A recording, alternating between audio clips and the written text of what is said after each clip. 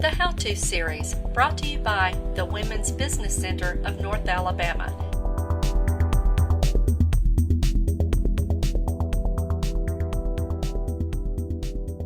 Hi, this is Melody Tholstrup with My Size Marketing. Marketing that fits your goals, your needs, your budget.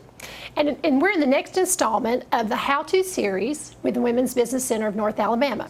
Today, I will be talking about Media Planning 101. What is a media plan? Entrepreneur.com's definition is the process of establishing the exact media vehicles to be used for advertising. So, okay, now we know what it is, but do you need one, and how do you get started? First, you need to think about your ideal customer. Who is your ideal customer? Not just who's walking in your door now, but who is it you want to reach and who you want to buy your product or service. How old are they? What gender are they? Where do they live? Do they have kids? Are they married? What's their education level? And of course, what geographic area are you trying to target? And now let's ask some questions about the media. What types of media are the best fit for my business? How much money should I spend on my media plan? Should I buy more than one type of media at one time? And how often should I run my ads, and for how long? What should I say in my ads? And who should say it, me or a professional? And how important is creativity? Fact, all media types can work to reach customers and brand a business. It's really about finding the right media types to match your business and promote your product and service, and then finding the right amount of time that you need to run that media to reach your customer. Let's talk about our different types of media. We have direct mail, print. We have radio, we have network TV, we have cable TV, we have newspapers, we have magazines, we have outdoor or billboards, and we have online. And in this case, we're talking about internet ads. All right, with direct mail can be very affordable. You can do little postcards, and you can do a lot at a short period of time for a very minimal cost. Obviously, with bulk mail rates, you can really cover a lot of ground. If you have a customer mailing list already, then direct mail is a great way to start out, especially when you're building loyalty in your customer database and keeping them informed of what you're doing. You can do one message, you can do a coupon, you can promote an event, send an invitation. You can really get fancy and do invitations with hand-engraved envelopes and first-class stamps and really make certain customers, VIPs, feel special. Disadvantages of direct mail. Unfortunately, direct mail does have a track record, even according to the Direct Mail Association, of around 1% to 3% for just your basic direct mail pieces. But the readership does go up if you do more premium pieces that show off more or really catch your reader's attention or have something, a leave behind piece. And if you do envelope type mail, where you actually have a stamp and label that person's name on it, they have a little bit more readership. But it does cost to do more of that. And with direct mail, you can't track your readership. You're not really sure who's opening that or looking at that mail. But the key factor with any direct mail piece, you have to have timely follow-up. Usually a phone call is ideal, or just at least send another piece, another direct mail piece in a timely manner to keep up your message and keep in front of that customer.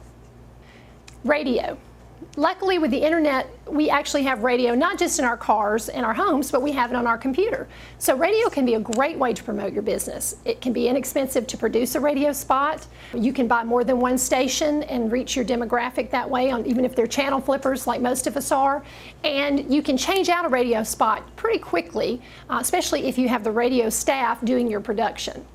The disadvantages of radio, you have a very short window of time to get your message across. So you really want to focus on just one message. And you may have to play around with times of day that are going to be the best fit for your message. Not everybody can be in drive time.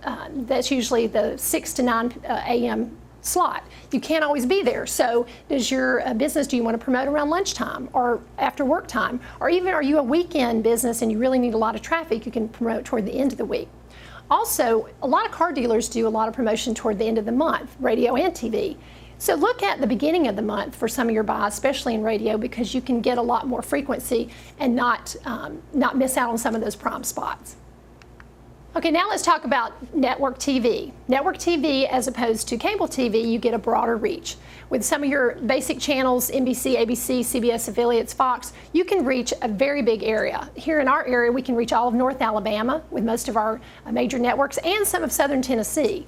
And that's great if you have something you really want to promote to a large audience, or if you have multiple branches of your business. You can do a gorgeous TV spot. A lot of times the stations will help you with that. You can use their talent, or you can have professional talent, or you can use your own staff. You can really make a big impact. You can target your ads to be on, say, the local news if you really want to target that local audience, or you can even target some of the popular national shows if you know that that's who your customer is, the show that they're really watching. Disadvantages of network TV is obviously the broader the reach, the more out of your pocket you have to spend, and especially for production. You want a good production, a good quality TV spot, it's going to cost some money. And once you produce that spot, you can't really change it quite as frequently as some of the other forms of media. And obviously, most of those local news spots, everybody wants to be in, so it's going to be hard trying to find, sometimes when you have a limited amount of money to spend, a good primetime spot. In political years, which we've got coming up in the next year, you've got to make sure you place your ads early because the political spots seem to always take precedence. So you want to make sure you get in there and get in front of that viewer. Now let's talk about cable TV. Now, cable TV in most markets is usually less expensive than your network TV, but that's because they reach a smaller area. Now, with cable, you can buy multiple channels. So, for example, let's say you're trying to target women. Well, with women, you might want to reach Home and Garden Channel or some of the, Lifetime, some of the channels that women normally would watch. They can give you Nielsen ratings from these TV stations and cable networks on who's watching what station when, and then you can plan your buy better. Also, you can get bonus spots with cable that you normally wouldn't get with network because they have other stations they can run your ads on. With cable, some of the disadvantages are if you buy a special package for a discount, you might get your spots running from 12 a.m. to 6 a.m. Well, unless your client is a night owl, then you may not get as much reach and frequency for that spot that you bought than you would like. So what you want to do is you want to make sure you buy the networks that you know your audience is usually watching, and then the bonus spots, try to stay on those same networks. So even if they run all day and all night, you're still reaching that prime audience. Let's talk about newspaper. Newspaper is still a viable solution for media and for targeting your audience. There are still a lot of newspaper readers, and newspapers are becoming more progressive in how they reach their readers. The great thing about newspapers is it's less expensive to run an ad usually, and you can run in several issues. You can change ads to the next day. If you've got an ad and you need to change a date or a fact, you can change it pretty quickly. And they will usually do your production for you for free or very inexpensively. Disadvantages to newspaper. Usually photographs do not look well in ads in newspapers. They don't look as good as they do in other forms of print. So if you really want to show off that great looking store, that great looking product, it's not going to look quite as good and crisp and clean as it does in some other forms of media. Also, you want to be in the prime spots in the newspaper, in the prime issue, Sunday issue, business issue, but so does everybody else. So you want to make sure that you're running enough frequency that you can be in, you may not be in every Sunday issue, but you might be able to be in every other one. Also, your competitors' ads in the newspaper, because there's only so many sections and so many pages these days, you're going to have a lot of competitors on the same page with you sometimes, and just be prepared, and if you buy a smaller ad, you may have a competitor with a bigger ad right next to you. So make your ad stand out. Now let's talk about magazines, another form of print media, and it's still around. I like my magazines. I'm in the doctor's office, I'm on an airplane. People are still using magazines. And the great thing about magazines is they have a great quality for photographs and full color. Usually you don't find many magazines these days that do just black and white ads. And even a black and white ad can look crisp and clean on that high resolution paper. And the great thing about magazines too is they have a longer shelf life. People can keep them around longer. And the average readership for most magazines, I believe, is 2.5 people per household. So that means if you see it, usually your husband or your neighbor or somebody else is going to see it, especially if there's an article or editorial that reaches your customer. If you find a magazine that targets your demographic, that could be money very well spent for you. Now, the downsides of magazine is the counter of the upside. Obviously, it's out there longer, so if something changes from the ad that you ran, the phone number, the address, something current about your product, that's going to still be out there even after your product's changed. So you want to run multiple issues, and of course that can cost some money. Also, you do want to usually run multiple issues to get the better rate. You can't just run ad in one magazine and expect that to do the trick. Also, you can't change your ad quickly. Obviously, you've got to wait into the next issue. But magazines are still viable, and they're even going online with their ads, and they can do some value added for you. outdoor. Let's talk about outdoor and billboards. Billboards, as long as we have cars and we're driving outside, we're going to have billboards because they do reach a lot of people in a short amount of time. And billboards are great for really branding your company or your business or your event very quickly, very visibly. They're all over town, and there's some that are really high traffic spots. If you're considering buying a billboard, make sure that your spot that you're targeting is reaching the type of demographic that you want to reach for your product or service. Obviously, you can't do the big ones all the time. Those are the hardest to get. But if you can get a good spot, that's great.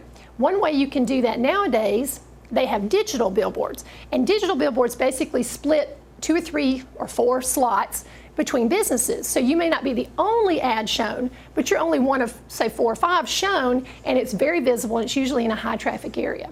If you don't have quite as much money to spend, or you want to get a message across several parts of your area, you can do posters. They're smaller, they're usually on side streets and roads, in neighborhoods and things like that. Make sure you know, though, where all your poster boards are when you buy a board campaign, and if you have to get out and drive them, do that. Nowadays they send us emails with pictures of our billboards and the addresses. That's great, but really drive it. Look at how it is in the daytime and the nighttime, because unfortunately, if that billboard doesn't have lights on it, people drive by and it's kind of an off street, it may not be seen at nighttime. Obviously, the other part is, even though it's a great message place to show off your business, if you have to change something quickly, you can't change it quickly on a billboard. You have to wait at least to the end of the month. So make sure what you're promoting is kind of a long-term generic message. It's great for branding, and it's also great for directional. If you've got a new business and you can get a billboard kind of near there directing people there, and you can keep that up for a while, then that's a great way to use billboards. Now let's talk about online. Now in this case, we're only talking about internet ads you see on websites like Yahoo or Google or AL.com locally, Channel 19 locally, any of these websites that you frequent that have a lot of content on them. The great thing about internet ads is that you can change them very quickly. They even have a little bit of animation, even in the basic internet ads, and you can direct them directly to your website, which is ideal.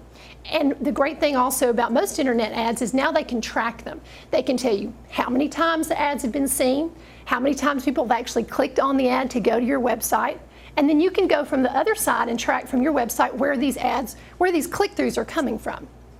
The other thing about internet ads nowadays is they can have video in them, they can have animation, they even have this really cool technology that will follow your viewer. Say, for example, you're trying to target men reading sports.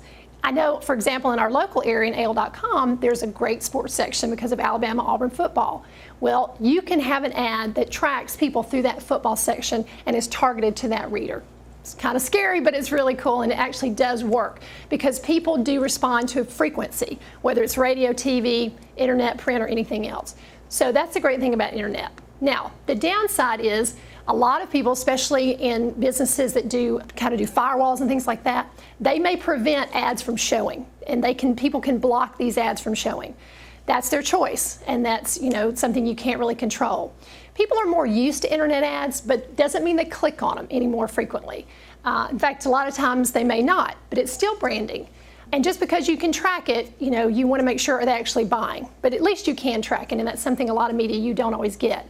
But make sure when you do an internet campaign that you really are targeting, again, your ideal customer, and not just on a site you like to visit and you like to go to, because if that's not your ideal customer, that's just money down the drain. Let's talk about budget. That's always the word when I meet with clients that they're like, well, I just don't even know where to start, how much to spend. Well, first of all, what can you afford? Look at your average revenue per month, per quarter, per year, however you want to break it down. And then look at what you feel comfortable spending, because obviously to get your name out there, you're going to have to spend some money. Now, there's great ways to brand your business without spending a lot. That's more PR, and that's wonderful. But there are times when you're just going to have to bite the bullet and spend some money on your media. So people ask me a lot of times, what do most companies spend on advertising? Well, I did some research, and actually the industry average advertising to sales ratio is 3.8%. So in layman's terms, if you're averaging $10,000 in revenue a month, you'd be spending about $380 on advertising. Well, that's a really low average depending on how much bang for your buck you want to get. Do you want instant response, or do you just want to keep your name out there? Something to think about. Also, a lot of people look at their competitors and they want to do exactly what they're doing because if they're making money, they feel like they need to match, the Joneses. Well, that's okay. You can look at their plans and you can look at what's working for them, but are you exactly like your competitors? And if so, maybe you need to look at how you can focus more on something special to your business and then look at media that responds to your business. You need to look at media that matches your business, not just your competitors. Also, if the budget doesn't fit the task, you've got 3 choices. You can either increase the budget, maybe have to bite off a little bit more at first in order to get longer and more results, or you can reduce the number of spots you're running in TV or any ads you're running in print, or you can reduce your geography. You can look at, do I want all of Huntsville, Madison County, or am I just targeting Madison or Hampton Cove or a neighborhood near you? Obviously, the more laser focused your media plan is, the more you can track it and the more response you'll get. For your media plan, you need 2 things. You've got to have your customer profile, who they are, where they live, where they work, their age, their income level, education, and so forth. You've got to have that committed so you know who you're trying to reach. And then the other part is your geographic location. How far do you want that circle to go? Really focus on the area that you can reach first, and you can always branch out. Then the next thing you want to do is you want to create a spreadsheet. It can be an Excel or anything that's easy for you to work with, but it's going to break it down for you. You want to do it by months on the calendar, and then you want to have a list of all the media that you've chosen or even the ones you're considering. You want to look at your prime times of the year and prime times of at least 3 to 6 months, what your goals are and how much money you can spend. Maybe you can spend more in the spring than you do in the summer. Then it doesn't have to be the same all year round. You also have to look at your production cost and make sure you factor that in there, and also the dates when your media is going to start and end, because you may want to overlap. You may not want to have everything running at the same time. You may want to start some here, and it's kind of like a waterfall or domino effect. Then you layer some more, and then you layer some more so that they don't end at the same time, and you've always got something going on, but it's all the same message, just in different ways. Remember, knowledge is power. The more you research these media options, talk to the reps, talk to your friends and people who've used these media options, the more comfortable you'll feel when you spend that money on your media buy. But also, when in doubt, seek a professional's help, because obviously you may spend a little bit more to work with a professional now, but you'll spend a lot less later and you won't make as many bad choices, because it can be overwhelming, especially if you have a lot to accomplish in a short amount of time. One more time, I want to reiterate, all types of media can work to reach customers and brand your business. It's just really about finding the right types of media for your business to get that right message across to the right customers and running that ad long enough to really reach and create a response and get success for your business. This has been Melody Tholstrup with My Size Marketing with another installment of the How To series with the Women's Business Center of North Alabama, Media Planning 101.